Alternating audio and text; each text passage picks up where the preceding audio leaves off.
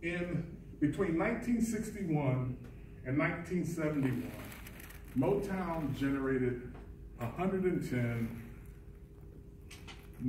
top 10 hit singles on the Billboard Hot 100 chart.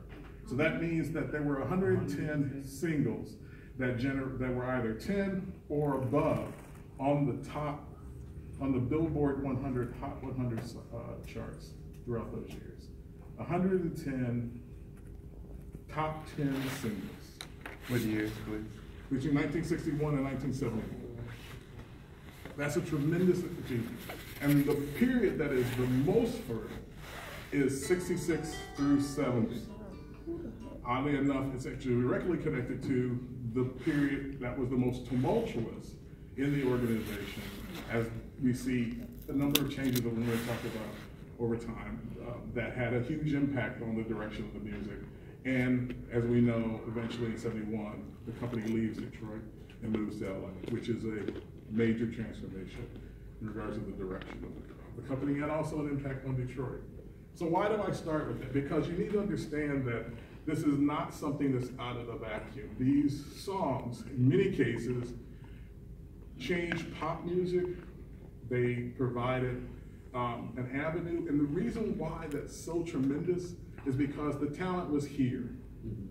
And if it had not been for institutions like Motown or individual performers like Marsha's Father, there had not been avenues for that talent to find a way of breaking out, of being recorded, having a showcase, being recognized. All of that power would have been lost. And that's really part of the problem that we find ourselves in many cases, specifically in African American communities all across this country. If the institutions don't exist, there's no way for the talent to be directed, to be cultivated, to be nurtured, to be brought. Even in cases where the circumstances may not be the optimum. We need to admit to that, and I'm going to give a little bit of the fact that there were some blemishes to the legacy of Motown. But even in spite of all of that, and Mr. Reiser talked about this a great deal yesterday, from what I understand. Even in spite of that, you can't negate the power and opportunity that existed for these people. So I'm going to talk about the image that Motown put out, as well as the evidence of the talent that they cultivated and displayed. One of the things Berry Gordy was adamant about doing is making sure that his artists and the industry's identity was one of mainstream, clean-cut sophistication. In spite of what their educational level was, in spite in many cases of what their bearing were, they were actually given elocution training, they were given etiquette training, they were actually taken through to give them the kind of the kind of necessary social matters that they would need in environments.